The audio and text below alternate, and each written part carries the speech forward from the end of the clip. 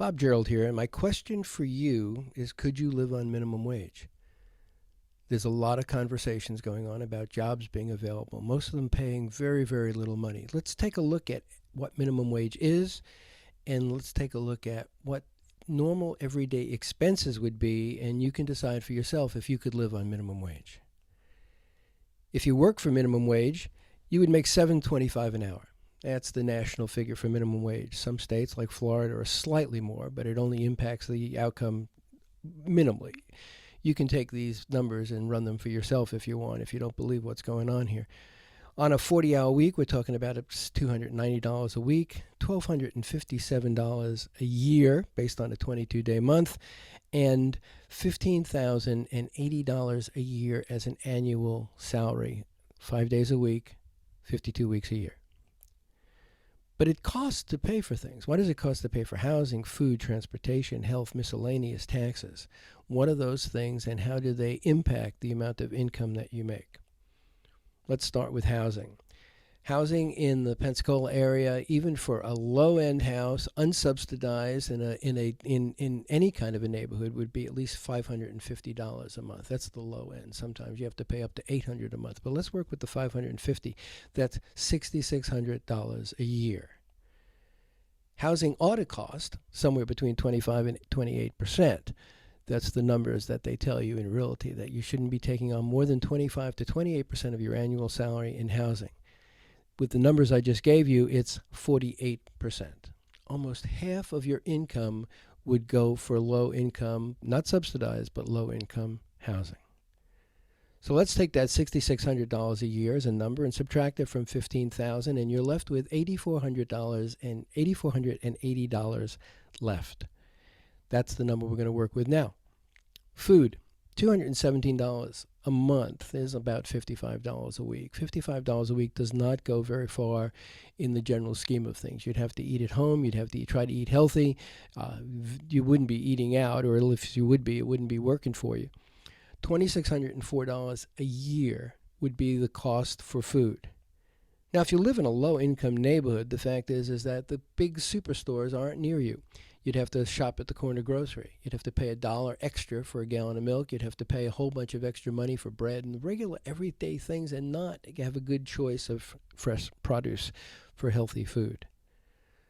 So that $2,604 a year, subtracted again from the $15,000, brings you now down to $5,876. Let's look at transportation next. You need to get to and from a job, don't you? You need to get to and from a job. You have to pay for insurance. Even if you have a beater car, you got to pay for gas. Gas prices are high. We're estimating $231 a month, and that would be $2,772 a year. Here's the catch. If you're making over $45,000 a year, those expenses of going to and from work with a decent car that starts and drives would be less than 5% of your take-home, or less than 5% of your gross. But if you are working for minimum wage, that could be up to 20%. So if we're talking about 50% for rent and 20% for transportation, that takes a huge chunk out of the money that you're making. Subtract that $2,772, and we're down to $3,104, and we've just covered housing, food, and transportation. Public transportation may be something you're talking about, but it's got to be available. It's got to be at a time that will get you to and from work. In Pensacola, the buses stop at 7 o'clock at night.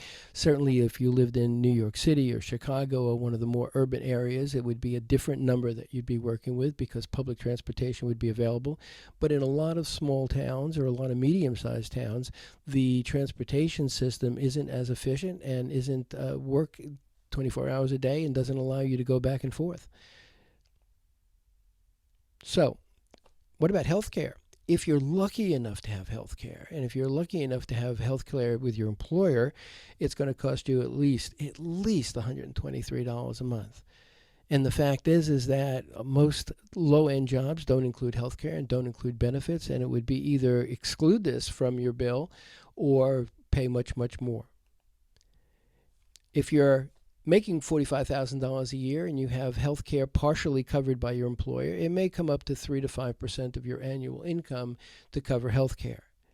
If you're making $15,000 a year and you have benefits, it's still going to be over 10% of your annual income. And most people that work for minimum wage jobs don't have and can't afford health care, but you still have to go to the doctor occasionally. You still have to get shots. There are certain things that you ought to be doing, and the bills will be relatively expensive. Let's talk about then health care and take out that $1,476, and now we're down to $1,628. Miscellaneous. There are a lot of miscellaneous things that we haven't included in here. Even, I don't know, a cup of coffee, even getting your check cashed. The fact is if you don't have a checking account and you don't have much cash, it's going to cost you every time that you want to cash a check, sometimes $5 to $8 a check. So those are another one of the things that cost you. Interest on loans, lots of things that would add up into this area. We're only using a very, very low number of $111 a month for miscellaneous. Subtract that $1,332 and we're down to $296 left in your pocket after the month and after those bills that you've paid. At this level, you still do have to pay taxes, though. And the fact is that about $2,000 in taxes. Now, if you want to include gasoline tax or sales tax or some of those other things, it's going to add up. Even if you didn't do that, even if you made it clear, you'd still only have that $96 in your pocket. Nothing for retirement, nothing for anything else. If you subtract that $2,220, we're down below at $1,900. The self-sufficiency standard, which is at, you can Google at self-sufficiency index, is been accounted for most counties in the country. For Escambia County, the index would be at least an $8 an hour job rather than a $7.27. And the annual income would be $16,895. Minimum wage is $15,080, and you can see there's a difference there of about $1,800 already in order to be in a self-sufficient, dignified job in which you don't need any assistant and you can pay for the things that you need to pay for. This is a chart that reflects the self-sufficiency standard, which would be $1,400 a month instead of $1,200, and your housing would be 39% of your income, not 50%, and your transportation would be 16% of your income and not 20%. This would be a more reasonable estimate at what you could do at the self-sufficiency standard. And still, it doesn't pay for recreation, education, insurance, pensions, furnishings, emergencies. Those things have been excluded. If you want to talk about adult and child, you have a single mom going to work. Let's take this. The housing goes up a little bit. You want to have a little bit larger place to live if at all possible. $7,200 and $12 a year. And if you subtract that, you're down to $7,800. If you pay more for food, you're feeding 2 people instead of 1, $4,620 a year, and you're down to $3,200 a year. If you want to talk about transportation, they're a little more expensive. You got to get your child to and from. You got to go to the doctor occasionally, get shots. You got to go to the health department. There are other things that are going to cost you. $2,844 on an annual basis, and you're down to $404 already. One adult working minimum wage with a child.